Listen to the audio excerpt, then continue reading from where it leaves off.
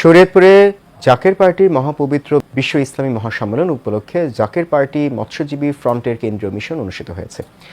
জেলা জাকের পার্টি মৎস্যজীবী ফ্রন্ট কার্যালয়ে এই দাওয়াতি মিশন অনুষ্ঠিত হয়। অনুষ্ঠানে সভাপতিত্ব করেন জেলা মৎস্যজীবী ফ্রন্টের সাধারণ সম্পাদক সোহাগ সর্দার।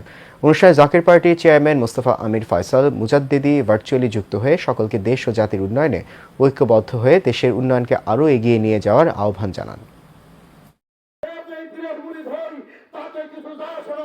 আমরা সমাজ গড়ে তোলার জন্য ঐক্যবদ্ধভাবে চলবো, ঠিক কিনা? তাই আপনাদেরকে জাকের পার্টির পক্ষ থেকে আহ্বান জানাচ্ছি।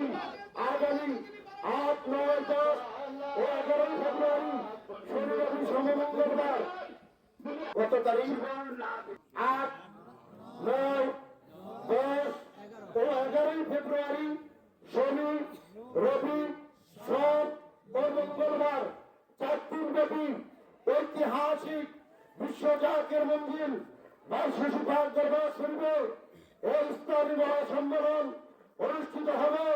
এই ইসলামী সম্মেলনে হিন্দু, মুসলিম, বৌদ্ধ, খ্রিস্টান সকল ধর্মাবলম্বী এবং শান্তিকামী মানুষ আমাদের জনতাকে নিয়ে আমাদের বন্ধু বান্ধব আত্মীয় স্বজন